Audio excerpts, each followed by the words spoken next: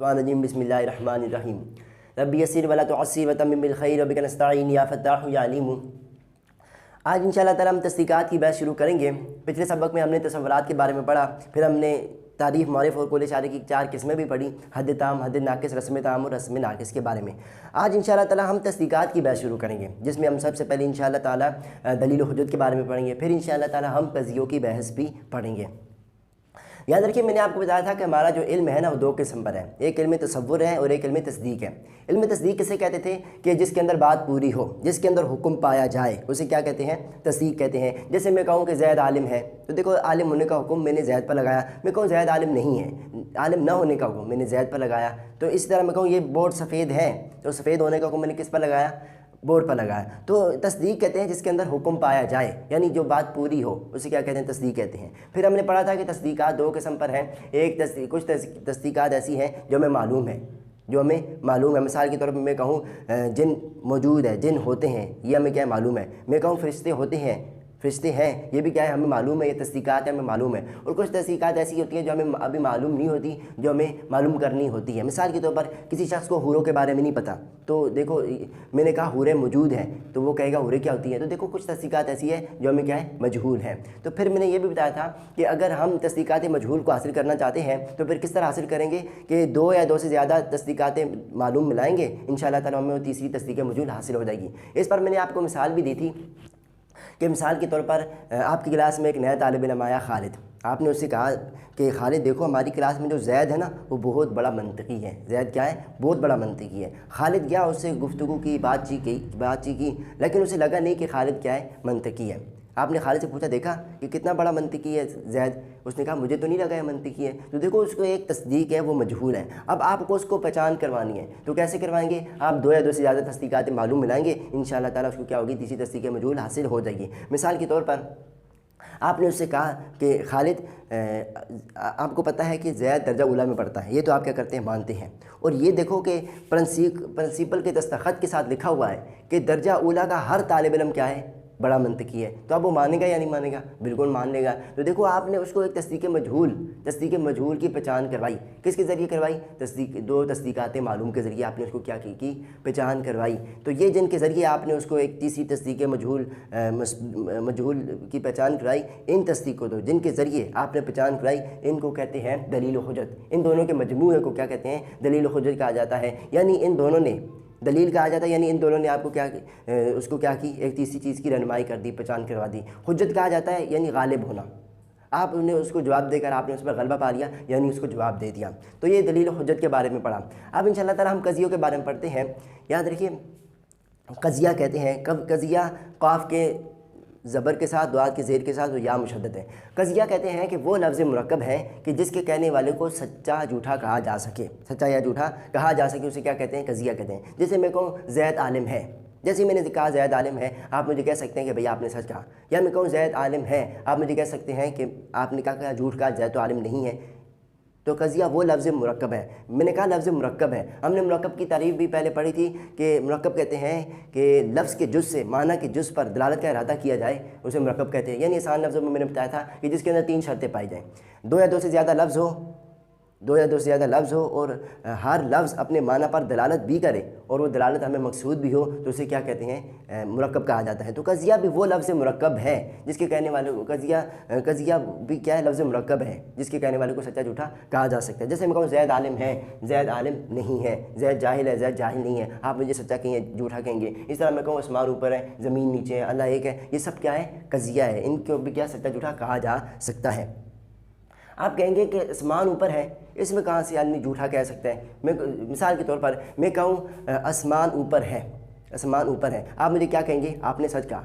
आप ये तो नहीं कह सकते आपने झूठ कहा, कह सकते हैं किसी तरह? नहीं कह सकते। या मैं कहूँ ज़मीन नीचे है, आप मुझे कह सकते हैं भाई आपने सच कहा, लेकिन आप ये नहीं कह सकते कि आपने क्या कहा? झूठ कहा। मैं कहूँ कि अल्लाह एक है, क्या है? अल्लाह एक है, आप मुझे कह सकते हैं कि आपने सच कहा, लेकिन आप मुझे ये नहीं कह सकते कि आपने झूठ कहा। तो क़ज़िया कहते उसे हैं जिसकी वो लफ्ज़ मुरक्कब है कि जिसके कहने वाले को सच्चा या झूठा कहा जा सके। यहाँ पर सच्चा तो कह सकते हैं हम, झूठा नहीं कह सकते। तो ये कैसे क़ज़िया है? आसमान ऊपर है, ज़मीन नीचे, अल्लाह एक है, इसको तो क़ज़िया नहीं होना चाहिए। याद रखिए, इन्होंने जो तारीफ़ की कि क़ज़िया वो लफ्ज़ मुरक्कब है कि जिसके कहने वाले को सच्चा झूठा कहा जा सके, واقعے کے اعتبار سے نہیں سچا جھوٹا کہا جا سکے، بلکہ نفس الامر کے اعتبار سے کہا جا سکے۔ مثال کے طور پر میں کہوں کہ آسمان اوپر ہے، اب آپ تو عقل والے ہیں، آپ تو کہیں گے آپ نے سچ کہا، آپ نے سچ کہا، لیکن آپ کے ساتھ ایک پاگل بیٹھا ہوا ہے، وہ بھی مجھے کہے گا آپ نے سچ کہا۔ نہیں، بعض اوقات پاگل کی عادت ہوتی ہے، وہ جھوٹ بولتا ہے یا وہ بات کرتا ہے جو اس کی عقل میں ہی نہیں ہوتی۔ میں کہوں آسمان اوپر ہے، پاگل کہتا ہے نہیں آپ نے جھوٹ بولا، آسمان تو نیچے ہے۔ میں کہوں زمین نیچے ہے، وہ کہے جھوٹ بول رہا ہے، یہ پاگل کیا کہے گا جھوٹ بول رہا ہے، زمین تو اوپر ہے۔ یا میں کہوں اللہ ایک ہے، آپ تو کہیں گے، آپ تو مسلمان ہیں، آپ تو مجھے کہیں گے کہ آپ نے سچ کہا، اللہ ایک ہے۔ لیکن کافر بیٹھا ہوا ہے جو بہت سارے خداؤں کو مانتا ہے، وہ کیا بولے گا کہ آپ نے جھوٹ کہا۔ تو قضیہ کہتے ہیں کہ وہ لفظ مرکب ہے جس کے کہنے والے کو جھوٹا یا سچا کہا جا سکتا ہو، واقعے کے اعتبار سے نہیں بلکہ نفس الامر کے اعتبار سے۔ امید ہے کہ آپ کو سمجھ میں آ گئی ہوگی۔ تو قضیہ کہتے ہیں وہ لفظ مرکب ہے جس کے کہنے والے کو سچا جھوٹا کہا جا سکتا ہو۔ کیا کہا جا سکتا ہو؟ کہا جا سکتا ہو۔ اب یاد رکھیے یہ جو قضیہ ہے نا، اس کی دو قسمیں ہیں، ایک قضیہ شرطیہ ہے، ایک قضیہ حملیہ ہے۔ قضیہ شرطیہ کو انشاءاللہ تعالیٰ ہم بعد میں پڑھیں گے کیونکہ اس کے اندر دو قضیے ہوں گے۔ کتنے قضیے ہوں گے؟ دو قضیے ہوں گے۔ اور قضیہ حملیہ کے اندر ایک قضیہ ہوگا اور اس ایک قضیے کے اندر صرف دو مفرد ہوں گے، لہٰذا قضیہ حملیہ چھوٹا ہے تو ہم اس کو پہلے پڑھتے ہیں، قضیہ شرطیہ کو انشاءاللہ تعالیٰ ہم بعد میں پڑھیں گے۔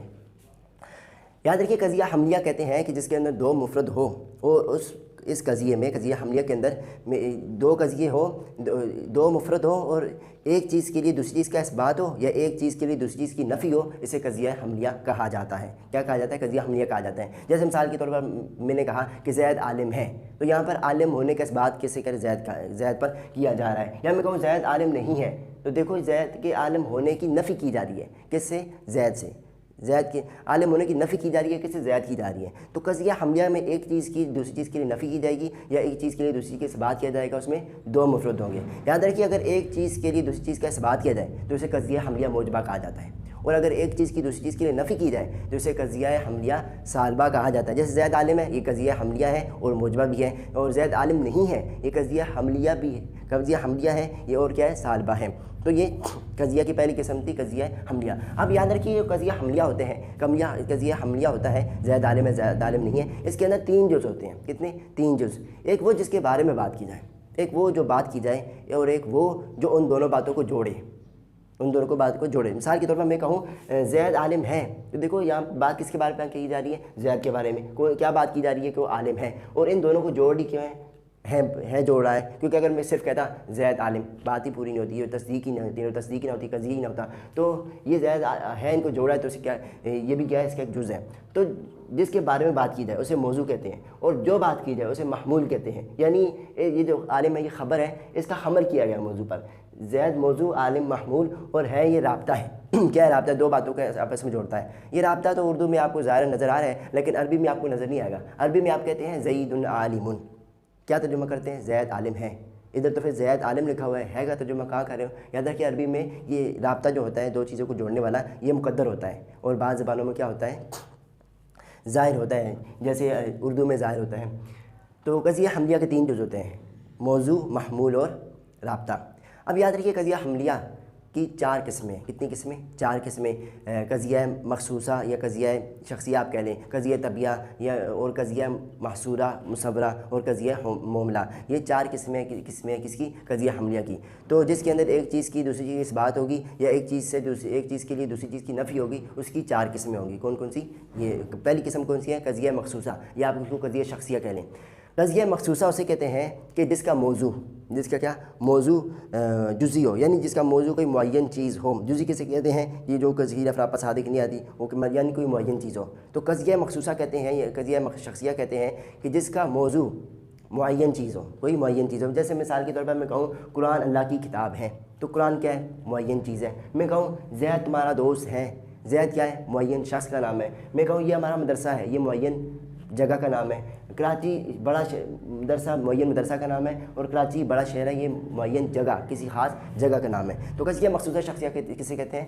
جس کے اندر جو موضوع ہوگا، جس کے اندر جو موضوع ہوگا وہ کیا ہوگا؟ جزئی ہوگا، اور وہ معین شخص ہوگا، اسے کیا کہتے ہیں؟ قضیہ مخصوصہ یا شخصیہ کہتے ہیں۔ اب قضیہ حملیہ کی دوسری قسم ہے قضیہ طبیعہ۔ قضیہ طبیعہ اسے کہتے ہیں کہ جس کا موضوع کلی ہوگا، جزئی نہیں ہوگا، جس کا موضوع کلی ہوگا اور حکم کلی کے مفہوم پر ہوگا، نہ کہ افراد پر ہوگا۔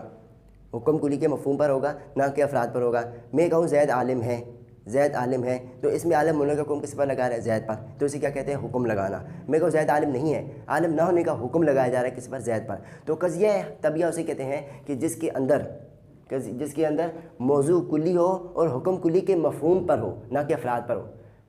याद रखिए, हम जब बात करते हैं किसी के बारे में, यानी हम जब किसी पर हुक्म लगाते हैं तो बाद औक़ात हम उसके मफहूम पर हुक्म लगाते हैं, और बाद औक़ात हम उसके जो अफराद होते हैं, उसकी जो जुज़ियात होती हैं, उन पर हुक्म लगाते हैं।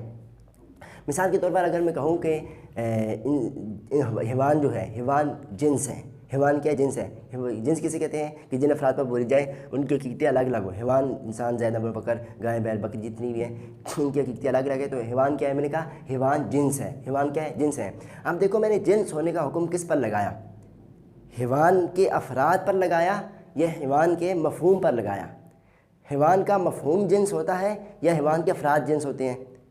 मैं कहूँ कि मिसाल के हैवान के अफराद क्या है? ज़ैद, अमर, बकर, खालिद, गाय, बैल, बकरी। यहाँ पर ज़ैद, अमर, बकर, खालिद बैठे हो, मैं कहूँ कि ये जिन्स है, ये सारे जितने बंदे बैठे हैं जिन्स हैं। आप कहेंगे सही कह रहे हैं। नहीं, ये बंदे जिन्स नहीं है, बल्कि इनका जो मफहूम है, इनका जो मफहूम है वो जिन्स है।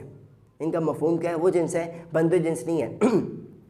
इस तरह अगर मैं कहूँ मिसाल के तौर पर इंसान नो है, इंसान नो है, तो नो होने का हुक्म मैंने इंसान पर लगाया, उसके मफहूम पर लगाया या उसके अफराद पर लगाया। जैसे मिसाल के तौर पर यहाँ पर ज़ैद, अमर, बकर, खालिद बैठे हो, मैं उनसे कहूँ कि तुम नो, ये सही है? नहीं, बल्कि ये नो नहीं है, ये ज़ैद, अमर, बकर, खालिद नो नहीं है।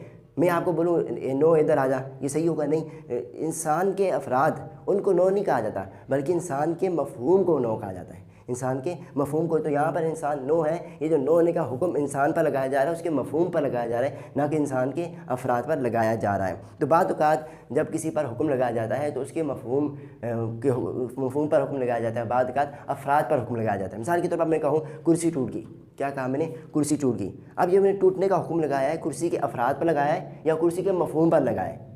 ये जो सामने मेरे पास कुर्सी पड़ी है वो टूटी है, कुर्सी का मफहूम नहीं टूटा। मैंने कहा कुर्सी, जैसे मैंने कुर्सी का, मेरे जहन में क्या आया कि वो 4 पायों वाली कुर्सी होती है, जिस हाथ रखने की जगह होती है, बैठने की जगह होती है और टेक लगाने की जगह होती है, वो मेरे जहन में आ गई। मैंने कहा कुर्सी टूट गई। क्या वो जो मफहूम मेरे जहन में आया था कुर्सी का वो टूटा, या ये सामने कुर्सी पड़ी थी वो टूट गई? ये जो सामने कुर्सी का फ़र्द एक है वो टूटा है। या मैं कहूँ साइकिल ख़राब होगी, मैंने क्या कहा? साइकिल ख़राब होगी। तो ये जो ख़राब होने का हुक्म मैंने साइकिल पर लगाया, ये अफराद ख़राब हुआ है, उसका साइकिलों का अफराद फ़र्द एक ख़राब हुआ है, या वो जो मफहूम मेरे जहन में आता था, मैं कहता था साइकिल, मैं जैसी साइकिल कहता हूँ मेरे जहन में क्या आता है? 2 टायरों वाली चीज़, हैंडल वाली, पैडल वाली, सीट वाली, ये चीज़ क्या आती है? मेरे जहन में आती है। मैंने कहा साइकिल ख़राब हो गई। क्या वो मफहूम ख़राब हो गया? वो मफहूम तो नहीं ख़राब हुआ, बल्कि क्या सामने जो उस साइकिल का एक फ़र्द है वो ख़राब हुआ है। एक और मिसाल के तौर पर मैं कहूँ इंसान जानदार है, इंसान जानदार है, इंसान जानदार है। क्या ये जो जानदार होने का हुक्म लगाया है मैं इंसान पर लगाया है, या वो जो इंसान का मफहूम है वो जानदार है? मैंने कहा इंसान। जैसे ही मैं इंसान का, मेरे जहन में क्या मफहूम आया? 2 हाथों वाला, 2 पाँव वाला, 2 टांगों वाला, 2 आँखों वाला, 2 नाक वाला, अकल वाला, इल्म वाला एक तसव्वुर मेरे में, एक इल्म वाले एक इंसान मेरे जहन में आ गया।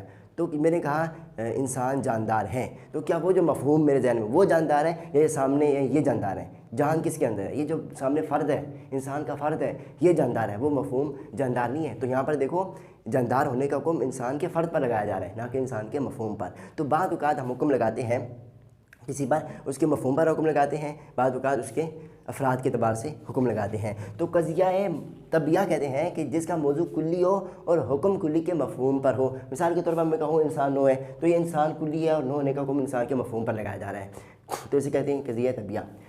मैंने कहा हैवान जिन्स है, हैवान कुल्ली है और जिन्स होने का हुक्म इंसान पर लगाया जा रहा है, तो ये किस के एतबार से लगाया जा रहा है? उसके मफहूम के एतबार से लगाया जा रहा है, ना कि अफराद के एतबार से। तो कज़िया तबिया इसे कहते हैं। अब तीसरी किस्म है कज़िया मक़सूरा, या इसको आप कज़िया मुसव्वरा। कज़िया मक़सूरा उसे कहते हैं कि जिसका मौजू कुल्ली हो और हुक्म कुल्ली के अफराद पर हो, ना कि मफहूम पर हो, और इसमें यह भी बयान किया गया हो ये जो हुक्म मौजू पर लगाया जा रहा है या हुक्म कुल्ली पर लगाया जा रहा है, ये मौजू के तमाम अफराद पर यानी कुल्ली के तमाम अफराद पर लगाया जा रहा है या बाद अफराद पर। यानी कज़िया मक़सूरा उसे कहते हैं ये जिसका मौजू कुल्ली हो और हुक्म कुल्ली के अफराद पर हो, और ये भी बयान किया गया हो ये जो हुक्म बयान किया जा रहा है ये कुल्ली के तमाम अफराद पर है, यानी मौजू कुल्ली किसे कहते हैं? मौजू जो है कुल्ली के तमाम अफराद पर है या बाद अफराद पर, तो इसे कज़िया मक़सूरा कहा जाएगा। मिसाल के तौर पर मैं कहूँ कि हर इंसान जानदार है, میں نے کیا کہا؟ ہر انسان جاندار ہے. تو دیکھو انسان کلی ہے. انسان کیا ہے؟ کلی ہے. انسان کلی ہے اور میں نے جو جاندار ہونے کا حکم انسان پر لگایا ہے وہ اس کے افراد کے اعتبار سے ہے. فرد پر میں نے انسان کے جاندار ہونے کا حکم لگایا ہے. تو انسان کلی ہے اور جاندار ہونے کا حکم انسان کے افراد پر لگایا گیا ہے. اور اس میں یہ بھی بیان کیا گیا ہے کہ یہ جو جاندار ہونے کا حکم انسان پر لگایا گیا ہے یہ تمام افراد پر لگایا گیا ہے. تمام افراد پر لگایا گیا ہے. تو اسے کیا کہیں گے؟ قضیہ محصورہ یا قضیہ مصورہ کہا جائے گا. یا میں کہوں بعض انسان جاندار ہیں تو یہاں پر انسان کیا ہے؟ کلی ہے. اور یہ جاندار ہونے کا حکم میں نے انسان کے افراد پر لگایا ہے. اور یہ بھی بیان کیا ہے کہ جاندار ہونے کا حکم جو انسان پر لگایا ہے یہ انسان کے بعد افراد پر لگایا ہے. تو اسے کیا کہتے ہیں؟ قضیہ محصورہ یا مصورہ. یا میں کہوں کوئی انسان پتھر نہیں.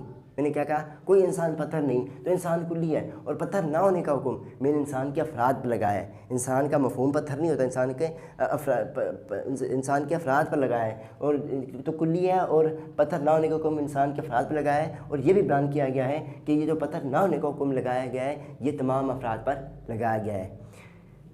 میں کہوں بعض انسان جاندار نہیں تو انسان کلی ہے اور جاندار نہ ہونے کا حکم انسان کے افراد پر لگایا گیا ہے، مفہوم پر نہیں لگایا گیا. اور یہ جو جاندار نہ ہونے کا حکم انسان پر لگایا گیا ہے یہ بعض انسانوں پر لگایا گیا ہے. تو اسے کیا کہتے ہیں؟ قضیہ محصورہ یا قضیہ مصورہ کہا جاتا ہے. اسے قضیہ مصورہ اس وجہ سے کہتے ہیں کہ یہ جو مصور لفظ ہے یہ سور سے مشتق ہے، سور سے نکلا ہے. اور سور کہتے تھے قدیم زمانے میں، پرانے زمانے میں کوئی قبیلے والے یا کوئی بڑا شہر ہوتا تھا وہ اپنے شہر کے ارد گرد یا قبیلے کے ارد گرد ایک بڑی سی دیوار بناتے تھے، مضبوط دیوار بناتے تھے جس کی وجہ سے انہیں دشمنوں سے حفاظت ہوتی تھی. تو یہ جو دیوار بناتے تھے یہ پورے شہر کو گھیرتے تھے، پورے شہر کے ارد گرد دیوار بناتے تھے. تو اسے کہتے تھے وہ سور. کیا کہتے تھے؟ سور. یعنی وہ انہیں تمام دشمنوں سے کیا کرتی تھی؟ حفاظت کرتی تھی. اور اس نے پورے شہر کو گھیرا ہوتا تھا. تو پورے قبیلے کو گھیرا ہوتا تھا اور پورے شہر کو گھیرا ہوتا تھا. اس وجہ سے کیا کہتے تھے؟ سور کہتے تھے. اسی طرح یہ جو قضیہ محصورہ کے اندر کل یا جز کے لفظ ہوتے ہیں، بعض یا کوئی کے لفظ ہوتے ہیں، انہیں بھی سور کہا جاتا ہے. کیونکہ یہ جو کل کے لفظ ہوتے ہیں، جز کے لفظ ہوتے ہیں، ان سب نے انسانوں کو یعنی موضوع کے یعنی کلی کے افراد کو گھیرا ہوتا ہے. اس وجہ سے اس قضیے کو بھی کیا کہا جاتا ہے؟ مصورہ کہا جاتا ہے. اب یاد رکھیے قضیہ محصورہ یعنی جس کے اندر موضوع کلی ہوگا اور حکم کلی کے افراد پر ہوگا. اور یہ بھی بیان کیا گیا ہوگا کہ یہ بھی بیان کیا گیا ہوگا کہ حکم کلی کے تمام افراد پر ہے یا بعض افراد پر. یہ کبھی موجبہ ہوگا، کبھی سالبہ ہوگا. موجبہ ہوگا تو تمام افراد، موجبہ یعنی اس بات ہوگا تو تمام افراد سے اس بات ہوگا یا بعض افراد سے اس بات ہوگا. اگر سالبہ ہوگا یعنی نفی ہوگا تو تمام افراد سے نفی ہوگا یا بعض افراد سے نفی ہوگا. تو اس اعتبار سے قضیہ محصورہ کی 4 قسمیں بنتی ہیں. کتنی؟ 4 قسمیں. موجبہ کلیہ، موجبہ جزیہ، سالبہ کلیہ، سالبہ جزیہ. موجبہ کلیہ اسے کہتے ہیں وہ قضیہ محصورہ ہے کہ جس کے اندر حکم کلی کے تمام افراد پر ثابت ہو، نفی نہ ہو. مثال کے طور پر میں نے کہا ہر انسان جاندار ہے. تو دیکھو یہ قضیہ محصورہ ہے اور اس میں جاندار ہونے کا حکم انسان پر ہے اور تمام انسانوں پر ہے. اور یہ کیا ہے؟ تمام انسانوں پر جاندار ہونے کا حکم ثابت ہے، نفی نہیں ہے. تو اسے کہیں گے موجبہ کلیہ کہا جائے گا. موجبہ جزیہ اسے کہتے ہیں کہ جس کے اندر وہ قضیہ محصورہ ہے کہ جس کے اندر حکم کلی کے تمام افراد پر، کلی کے بعض افراد پر ثابت ہو، نفی نہ ہو. جیسے میں نے کہا بعض انسان جاندار ہیں. تو دیکھو یہ قضیہ محصورہ ہے اور جاندار ہونے کا حکم انسان کے بعض افراد پر ہے اور یہ ثابت ہے. تو اسے کیا کہیں گے؟ موجبہ اور جزیہ کہا جائے گا. سالبہ کلیہ وہ قضیہ محصورہ ہے کہ جس کے اندر حکم کلی کے تمام افراد سے نفی کیا گیا ہو، اس بات نہ کیا گیا ہو بلکہ نفی کیا گیا ہو. جیسے میں نے کہا کوئی انسان پتھر نہیں. تو دیکھو یہ قضیہ محصورہ ہے اور پتھر نہ ہونے کا حکم تمام انسان سے، پتھر ہونے کا حکم تمام انسان سے نفی کیا گیا ہے. تو اسے کیا کہیں گے؟ قضیہ سالبہ کلیہ کہا جائے گا. اس طرح سالبہ جزیہ کہتے ہیں کہ وہ قضیہ محصورہ ہے کہ جس کے اندر حکم کلی کے بعض افراد سے نفی کیا گیا ہو. جیسے میں نے کہا بعض انسان جاندار نہیں. تو یہ قضیہ محصورہ ہے اور جاندار ہونے کا حکم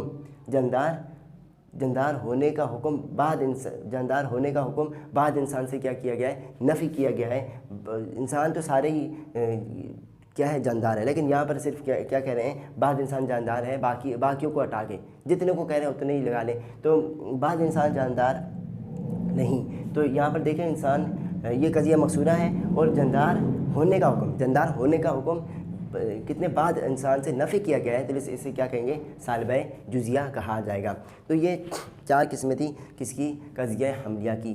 چوتھی قسم رہتی ہے کون سی؟ قضیہ معاملہ. قضیہ معاملہ اسے کہتے ہیں کہ جس کے اندر موضوع جو ہے وہ کلی ہو اور حکم کلی کے افراد پر ہو. اس میں بھی حکم کلی کے افراد پر ہوگا اور یہ بیان نہیں کیا جائے گا کہ حکم جو کلی کے افراد پر ہے بعض افراد پر ہے یا بعض افراد پر ہے یا سب افراد پر ہیں. جیسے میں کہوں انسان جاندار ہے تو انسان کلی ہے اور جاندار ہونے کا حکم انسان پر لگایا گیا، انسان کے افراد پر لگایا گیا ہے اور یہ نہیں بیان کیا گیا کہ تمام افراد پر جاندار کا حکم لگایا یا بعض افراد پر. اس طرح انسان جسم والا ہے، انسان کلی ہے، جسم والا ہونے کا حکم انسان کے افراد پر لگایا گیا ہے. یہ بیان نہیں کیا گیا کہ انسان کے بعض افراد پر لگایا ہے سب افراد پر. یا میں کہوں انسان طاقت والا ہے، انسان کیا کلی ہے اور طاقت والا ہونے کا حکم یہ انسان کے افراد پر لگایا گیا. یہ بیان نہیں کیا گیا کہ بعض افراد پر لگایا گیا سب افراد پر. تو اسے کیا کہیں گے؟ قضیہ معاملہ کہا جائے گا. اب یاد رکھو، اگر قضیہ طبیعہ کے اندر، قضیہ طبیعہ کسے کہتے ہیں کہ جس کے اندر موضوع کلی اور حکم کلی کے مفہوم پر ہو. اگر آپ کو یہ نہیں پتہ چلتا کہ حکم کلی کے مفہوم پر ہے یا افراد پر ہے تو پھر آپ قضیہ معاملہ کے اندر اور قضیہ طبیعہ کے اندر فرق نہیں کر سکتے. جیسے مثال کے طور پر میں نے کہا انسان نو ہے. اب آپ کو پتہ نہیں ہے کہ یہ جو نو ہونے کا حکم انسان پہ لگایا ہے مفہوم کے اعتبار سے لگایا ہے یا افراد کے اعتبار سے. تو دیکھو میں نے کہا انسان نو ہے تو انسان کلی ہے اور نو ہونے کا حکم افراد پر لگایا جا رہا ہے، انسان کے افراد پر لگایا جا رہا ہے اور یہ نہیں بیان کیا جا رہا کہ کل پر لگایا جائے بعض افراد پر. لہٰذا کوئی کہے گا یہ کیا ہے؟ قضیہ معاملہ ہے. قضیہ معاملہ. اس طرح انسان جنس ہے، یہاں پر بھی جنس ہونے کو انسان کے افراد پر لگایا گیا ہے اور یہ بھی نہیں بیان کیا گیا کہ کل پر لگایا جائے یا بعض افراد پر. تو اس وجہ سے آپ کیا کہہ سکتے ہیں؟ اس کو قضیہ معاملہ بھی کہہ سکتے ہیں. تو ان کے درمیان فرق کرنا بڑا مشکل ہوتا ہے، لیکن اگر آپ مفہوم کا پتہ ہے، آپ کو مفہوم کا پتہ ہے تو پھر آپ کیا کر سکتے ہیں؟ آسانی سے فرق کر سکتے ہیں. لیکن اگر آپ کو مفہوم کا نہیں پتہ تو پھر ایک اور طریقہ بھی ہے جس کے ذریعے ہم قضیہ طبیعہ اور قضیہ معاملہ کے درمیان فرق کر سکتے ہیں. وہ یہ کہ آپ ان دونوں قسموں کے قضیے جو ہیں ان کے شروع میں کل یا جز کے لفظ جوڑ کر دیکھ لیں. اگر کل یا جز کے لفظ نہیں جوڑ سکتے تو سمجھ لے قضیہ طبیعہ ہے. اگر جوڑ سکتے ہیں، جڑے ہوئے پہلے سے جڑے ہوئے ہوں گے تو پھر تو قضیہ محصورہ یا مصورہ ہی ہوگا. جڑے ہوئے نہ ہوں پھر آپ خود سے جوڑ کر دیکھیں. اگر جڑ نہیں سکتے تو پھر قضیہ طبیعی ہوگا، اگر جڑ سکتے ہیں تو قضیہ معاملہ ہوگا. مثال کے طور پر میں نے کہا انسان نو ہے. اب میں کہہ سکتا ہوں کہ ہر انسان نو ہے، ہر انسان نو ہے. مثلا زید، عمر، بکر، خالد بیٹھے ہوئے ہیں یہاں پر، میں کہوں یہ جتنے ہیں یہ سب نو ہے. میں کہہ سکتا ہوں نہیں، یہ سب تو کیا ان کی اپنا نام ہے، یہ نو تھوڑی ہے. نو تو ان کا مفہوم ہے. تو میں یہاں ہر کل کا لفظ نہیں جوڑ سکتا، بعض کا لفظ بھی نہیں جوڑ سکتا. بہت سارے بیٹھے ہوئے، میں ان میں سے بعض کو کہوں تم میں سے بعض جو ہے نو نہیں، وہ ہم کا نو ہے، ہم تو زید ہے، ہم خالد ہے، بکر ہے، بلکہ ان کا مفہوم کیا ہے؟ نو ہے. تو ہم یہاں پہ کل و جز کا لفظ نہیں جوڑ سکتے، لہٰذا قضیہ طبیعہ ہے. اب نیچے دیکھو، میں نے کہا انسان جاندار ہے. میں نے کیا کہا؟ انسان جاندار. اب اس میں دیکھتے ہیں کل یا جز لفظ جڑتے ہیں یا نہیں. میں نے کہا انسان جاندار ہے. کیا میں کہہ سکتا ہوں کہ ہر انسان جاندار ہے؟ میں نے سامنے زید، عمر، بکر، خالد جتنے بھی کلاس والے طالب علم ہیں سب کو بٹھایا، میں نے کہا ہر انسان جاندار ہے. تو وہ کیا کریں گے؟ مان لیں یار انسان کیا ہے؟ جاندار ہے. تو کل جڑ سکتا ہے، بعد بھی جڑ سکتا ہے. میں کہوں بعد انسان جاندار ہے، صرف میں نے بعد پر حکم لگایا ہے، باقی بھی ہے جاندار لیکن میں سے بعد پر حکم لگایا، وہ بھی کیا کریں گے؟ مان لیں گے بعد انسان جاندار ہے. تو دیکھو کل یا جز جڑ سکتے ہیں، لہٰذا یہ قضیہ معاملہ ہے. تو قضیہ طبیعہ اور قضیہ معاملہ کے اندر فرق کرنا مشکل ہوتا ہے. لیکن اگر آپ کو یہ پتہ ہے کہ جو حکم لگایا جا رہا ہے وہ مفہوم کے اعتبار سے لگا رہے ہیں پھر اتنا مشکل نہیں ہے. تو یہ آج ہم نے قضیوں کے بارے میں پڑھا، قضیہ کے بارے میں پڑھا. اس کے اندر ہم نے قضیہ حملیہ کے بارے میں پڑھا. قضیہ شرطیہ کی بحث انشاءاللہ تعالیٰ آگے آئے گی. تو اب مشق کر لیتے ہیں. جو سبق پورا ہے وہ سارا کا سارا میں نے ادھر ہی سمجھا دیا. پوری کی پوری تعریف ویسی ہی ہے جیسی کتاب میں لکھی ہوئی ہے.